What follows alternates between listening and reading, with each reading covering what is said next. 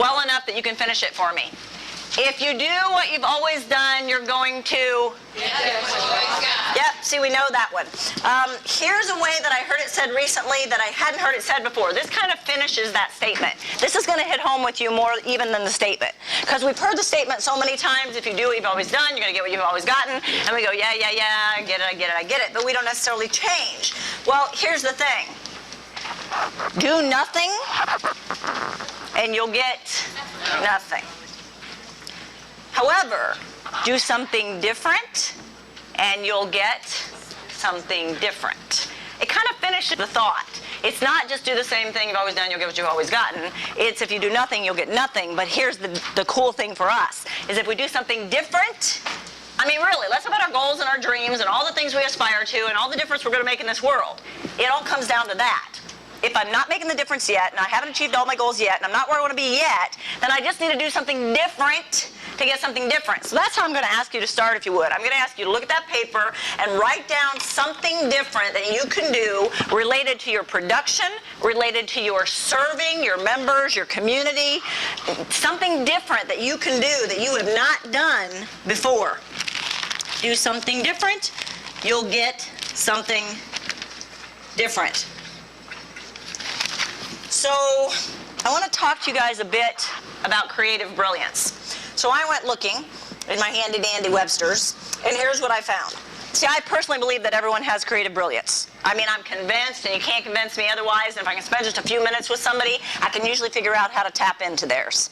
So creative brilliance is originality of thought put forth in an excellent way. It's really simple. I'm always blown away at how God made life so simple, and we human beings just master complicating everything. Originality of thought put forth with excellence. Now, how are you going to know what your creative brilliance is if you don't already know? Here's how. You have been noticed. You have been complimented. You have been commended on certain ideas or thoughts or behaviors that you have had. You've been noticed, you've been complimented, you've been commended in a certain area on thoughts, ideas, and behaviors that you've had. And I need you to get your head around that because the rest of this meeting is going to be dependent upon you understanding your creative brilliance. So ideas, thoughts, behaviors that others have commented on. Probably more than once. This has probably occurred more than once. I'm going to say it again so we can give a little feedback now, okay? Thoughts, ideas, behaviors that you have displayed that others have commented on, positively commented on. That's your creative brilliance. Might not be your creative brilliance if you're not getting some positive comments on it, okay? So the one that stands out more than, I have a few, but the one that I get more than I get any other one is, oh my God, you just got this energy, and this energy just, and you just come up with this stuff out of this energy. That's my creative brilliance. When this energy is tapped into and turned on, listen, baby, there's just no stopping me. I can just come up with anything for anybody, anytime, any place, anywhere. We'll just go bless God, make money, and change lives, because I've tapped into that creative brilliance. Now, yours may not be energy, so don't think you don't have creative brilliance if you don't talk as fast as I do, because yours may not be energy. But what thoughts, this is where you write down again, what thoughts, ideas, behaviors have you had that people have complimented you on? Maybe it's been at work, maybe it's been in a social club, maybe it's been at home, maybe it's been in your friendships. What behaviors do people compliment you on, or ideas, or thoughts? Where do you shine? Because wherever you shine, and by shine, friends, I mean where you turn on. You know you're on. You can feel it bubbling up in your belly. It's called a novice spirit. You can feel that bubbling up in your belly, and it just starts coming up here, and it just kind of comes out of you.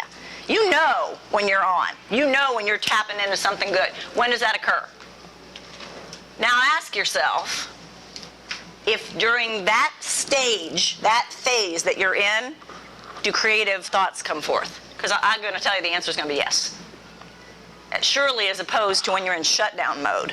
That's for sure.